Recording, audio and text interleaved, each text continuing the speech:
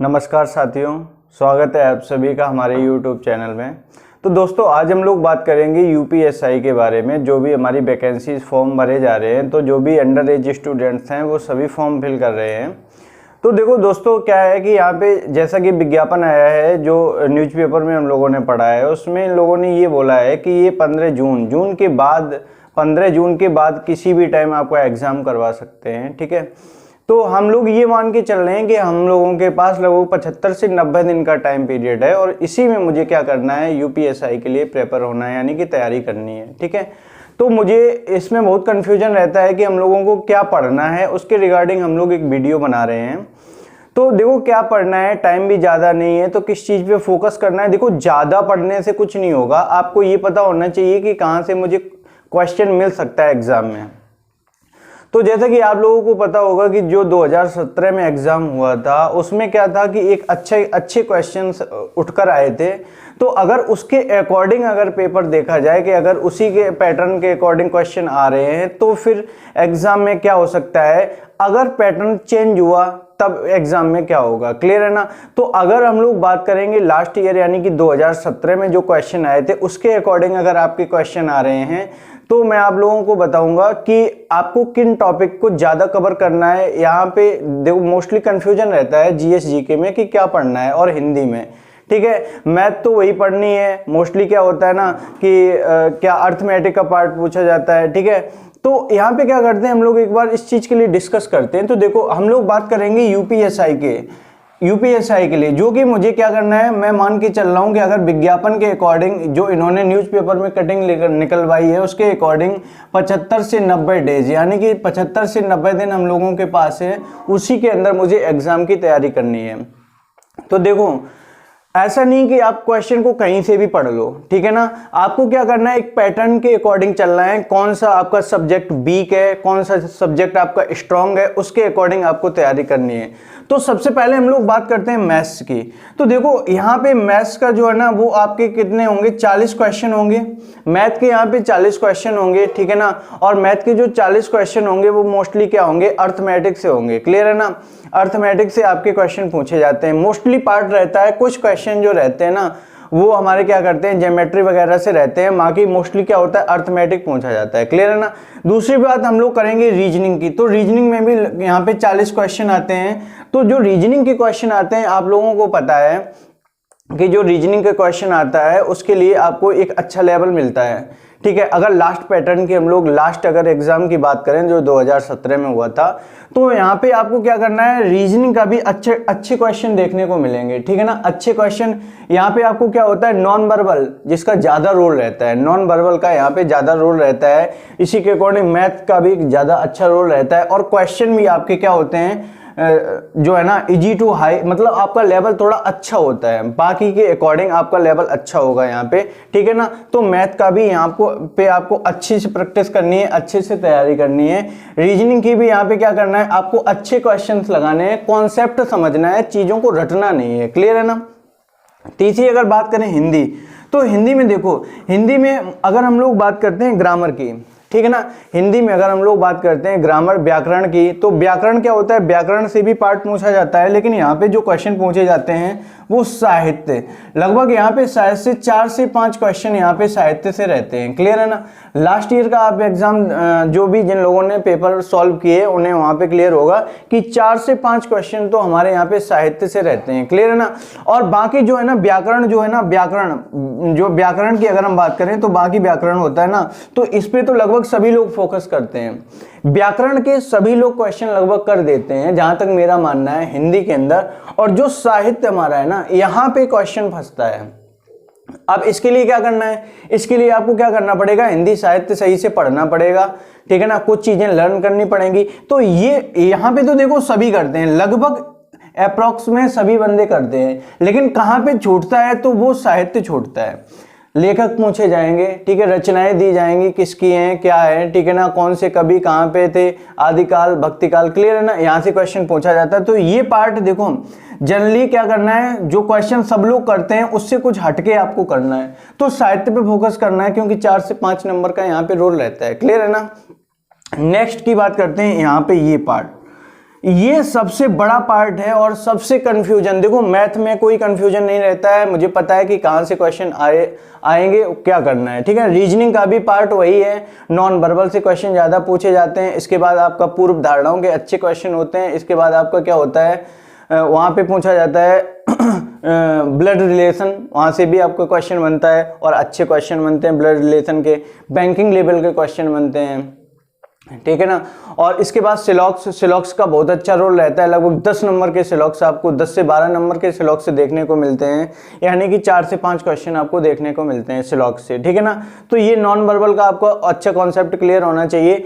और तीसरी यहाँ पे सबसे ज़्यादा दिक्कत होती है कि जीएस में क्या क्या पढ़ें, तो मेन रोल है यहीं पे बताने का। बाकी चीज़ें तो सभी को पता है कहाँ से क्या, ये एक हिंदी में ये बताना कि साहित्य से जो क्वेश्चन पूछे जाते हैं वहीं क्वेश्चन पे बंदा अटक जाता है, और यहीं से जो इस सारे क्वेश्चन को कर लेता है वही क्या होता है, एग्जाम में बढ़त बना लेता है, ठीक है ना।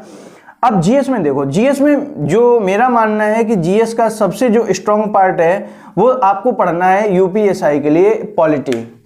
यहाँ पे सबसे अच्छा जो आपको सबसे ज़्यादा अगर किसी को फोकस करना है तो आपको करना है पॉलिटी पे, पॉलिटी, ठीक है ना, यानी कि राजनीति। आपको राजनीति शास्त्र पे सबसे ज़्यादा, राजनीति पे, पॉलिटी पे फोकस करना है, क्योंकि यहाँ से आपको लगभग 15 से 17 क्वेश्चन देखने को मिलते हैं। अगर लास्ट पेपर के अकॉर्डिंग अगर क्वेश्चन आए तो यहाँ पे आपको 15 से 17 क्वेश्चन मिलेगा का वेटेज आपको यहाँ पे मिलेगा। तो सबसे इंपॉर्टेंट अगर बात है, अगर आपके पास टाइम कम है, आपको लग रहा है टाइम मेरे पास कम है, ठीक है ना, तो आपको ज़्यादा नहीं पढ़ना है। ऐसा नहीं करना है कि सभी चीज़ें आप पढ़ रहे हो, ठीक है ना। किस में कहाँ पे ज़्यादा फोकस देना है, कौन ज़्यादा नंबर का मिल सकता है, वहाँ पे आपको ज़्यादा फोकस देना है। तो सबसे पहले आपको मोस्ट जो मतलब आपको बिल्कुल क्या होता है ना कि एक बेसिक से लेकर के हाई लेवल तक जो भी क्वेश्चन आपका बनेगा एग्जाम में, वो पॉलिटी से आप बिल्कुल उसे डीप में पढ़ें, बिल्कुल भी डीप में कुछ भी मत छोड़ें, क्योंकि सबसे बड़ा रोल इसी का है। इसका एग्जाम में मतलब आप 35 जो % इन्होंने फिक्स किया है, ये अकेले अगर आप कर लेते हो सारे क्वेश्चन तो अकेले आपको एग्जाम क्लियर करवा देगा, ठीक है ना। दूसरी अगर बात करें तो दूसरा आपको कहाँ पे फोकस करना है, तो दूसरा अगर हम बात करें तो मूल विधि। अगर यहाँ पे बात करें तो मूल विधि की बात करते हैं। यहाँ पे आपको 3 से 4 क्वेश्चन मिलेंगे, यहाँ पे आपको 3 से 4 क्वेश्चन आपको मिलेंगे। तो मूल विधि को ज़्यादा डीप नहीं पढ़ना है, आपको कोई वकील नहीं बनना है, आपको मूल विधि को क्या करना है, पढ़ना है, धाराएं देखनी है, कहाँ से क्या होता है, ज़्यादा डीप में नहीं जाना है, ठीक है ना। सिलेक्टेड धाराएं कुछ होती हैं उन्हीं को आपको कवर करना है।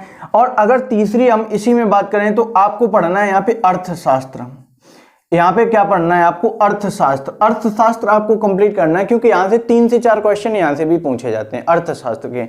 अगर चौथी यहाँ पे बात करें तो वो आपका होगा इतिहास। इतिहास क्लियर है ना, वो आपका क्या होगा, यहाँ पे इतिहास होगा, ठीक है ना।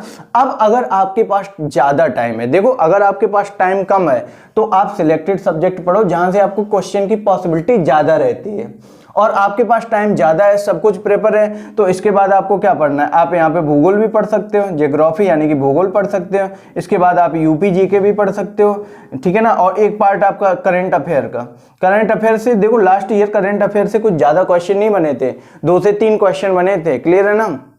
देखो आपका जो सबसे इंपॉर्टेंट है वो जीके के अंदर देखा था, तो पॉलिटी पे आपको बहुत फोकस करना है। पॉलिटी से आपको क्वेश्चन मतलब आपको क्या है कि अगर ढंग से आपने पॉलिटी भी कवर कर ली, पॉलिटी और मूल विधि, क्लियर है ना, तो 20 से 22 क्वेश्चन तो आपके यहीं पे क्लियर हो जाते हैं। ऐसे मान के चलो आप 20 से 22 क्वेश्चन, और 40 में 20 से 22 अगर कहीं 2 पोर्शन से मिल रहे हैं ना, तो आप उसका बहुत बड़ा रोल समझो एग्जाम के अंदर।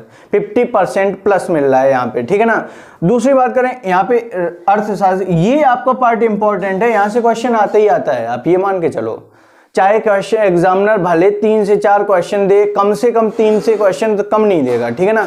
तो यहाँ पे आपका वो 3 नंबर का तो यही क्वेश्चन है। इसके बाद हिस्ट्री, ये भी आपका इंपॉर्टेंट पार्ट है, यहाँ पे हिस्ट्री आपको पढ़ना है, ठीक है ना। इसके बाद आपको क्या करना है, करेंट अफेयर लेनी है, ठीक है ना। इसके बाद आपको क्या करना है, करेंट अफेयर लेनी है, करेंट अफेयर पे ध्यान देना है, ठीक है। बाकी अगर आपके पास एक्स्ट्रा टाइम है, ठीक है ना। बाकी अगर आपके पास एक्स्ट्रा टाइम है तो आप उसमें भूगोल पढ़ सकते हो, यूपी जीके पढ़ सकते हो, क्योंकि यूपी जीके का 1 से 2 क्वेश्चन रहा था लास्ट ईयर में, क्लियर है ना। यूपी जीके पढ़ सकते हो, इसके बाद बाकी सब्जेक्ट भी जो भी आपके छोटे हैं उन्हें पढ़ सकते हो। लेकिन मोस्ट प्रोबेबिलिटी अगर आपके पास टाइम कम है, आपको लग रहा है टाइम कम है, तो नंबर 1 आपको पहले क्या करना है, पॉलिटी पे बहुत ध्यान देना है। पॉलिटी में तो कुछ छोड़ना नहीं है, क्योंकि पॉलिटी का लेवल बहुत अच्छा होता है और यहाँ पे क्वेश्चन आपको बनता है, तो पॉलिटी को तो बिल्कुल छोड़ना ही नहीं है, इसे घोल के पीना है, ठीक है ना, लगभग 3 से 4 बार। और मूलविधि में क्या होता है, ज़्यादा डीपली नहीं जाना है, आपको धाराएं पता होनी चाहिए, ज़्यादा डीप में नहीं जाना है और हर एक धारा नहीं देखनी है, आपको केवल सिलेक्टेड धाराएं देखनी है। इस पर भी मैं एक वीडियो बनाऊंगा जो आपके लिए इंपॉर्टेंट है। तीसरी बात आपकी करें यहाँ पे आपकी अर्थशास्त्र, यहाँ से आपको 2 से 3 क्वेश्चन मिलेगा, ये आपको फोकस करना है। लास्ट ईयर हिस्ट्री से भी आपको क्वेश्चन मिला था और यहाँ पे करंट अफेयर्स, ठीक है ना। ये आपके लिए 4-5 टॉपिक मोस्ट इंपॉर्टेंट हैं। लेकिन अगर सबसे इंपॉर्टेंट की बात करें तो यहाँ पे आपके 2-3 टॉपिक बनते हैं, क्या पॉलिटी बनता है और मूल विधि बनता है और आपका अर्थशास्त्र, यहाँ से भी क्वेश्चन मोस्टली पूछा जाता है। जो 2017 से पहले एग्जाम हुआ था वहां पे भी अर्थशास्त्र से काफी क्वेश्चन पूछे गए थे, ठीक है ना। और यहाँ पे आपका करंट अफेयर और हिस्ट्री, ये आपका मोस्ट इंपॉर्टेंट बनता है। इसके अलावा आपको पढ़ना है, ठीक है ना। अगर आपके पास ज्यादा आपको लग रहा है कि मुझे एक्स्ट्रा चाहिए, कुछ और एक्स्ट्रा चाहिए, तो आप यहाँ से कवर कर सकते हो, क्लियर है ना। और तीसरी बात देखो, यहाँ पे आपका मैथ्स का लेवल अच्छा होता है, ठीक है ना। मैथ्स का लेवल आपको अच्छा मिलेगा, रीजनिंग भी आपको अच्छे लेवल की मिलेगी, ठीक है ना। और यहाँ पे हिंदी में आप बहुत अच्छा स्कोर कर सकते हो, क्लियर है ना। मतलब 35 मान के चलो, आपको 35 तो करना ही है, मतलब 32 से 35 के बीच में आपको रहना ही रहना है, क्लियर है ना। यहाँ पे अगर बात करें तो यहाँ पे आपको क्या करना है, 32 से 35, यहाँ पे भी आपको लगभग इतना ही कवर करना पड़ेगा। तीसरी अगर हम लोग बात करें रीजनिंग की, तो रीजनिंग को 30 से 35 के बीच में रहना पड़ेगा। और अगर यहाँ पे हम लोग बात करें कि जो भी जीएस का पोर्शन है, तो आपको कम से कम ये मान के चलो, आपको मतलब 32 और 33 के समथिंग यहाँ पे आपको ये स्कोर करना पड़ेगा, क्लियर है ना। इसके अगर आपने इतना स्कोर किया, तो अगर क्वेश्चन का लेवल अच्छा हुआ तो आप ये मान के चलो, आपका सिलेक्शन, आप किसी भी कैटेगरी से बिलोंग करते हो, आपका सिलेक्शन कोई भी नहीं रोक सकता है। अगर इसके अकॉर्डिंग आपका लास्ट ईयर पैटर्न के अकॉर्डिंग, जो लास्ट ईयर में जो एग्जाम हुआ था 2017 में, उसके अकॉर्डिंग अगर पेपर आ रहा है तो, और पेपर का अगर लेवल इधर उधर हो रहा है, तो उसकी कोई भी भविष्यवाणी अभी पहले से नहीं की जा सकती है, क्योंकि लेवल पे डिपेंड करता है, लेवल किस टाइप का आ रहा है, ठीक है ना।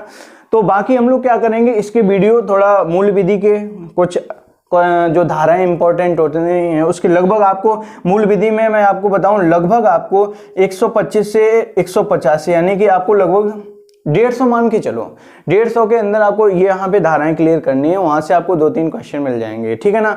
और आपको पॉलिटी पे बहुत ध्यान देना है। और दूसरी बात है, अगर आपको बढ़त बनानी है तो हिंदी में आपको साहित्य पे बहुत ध्यान देना है। हिंदी साहित्य आपको बिल्कुल रटना है, क्योंकि यहाँ पे क्या होता है कि मोस्टली बच्चे जो होते हैं ना, वो साहित्य के क्वेश्चन नहीं कर पाते हैं, जबकि व्याकरण के मोस्टली क्वेश्चन सभी बंदे कर देते हैं, ठीक है ना। तो यहाँ पे आपको फोकस करना है, ठीक है।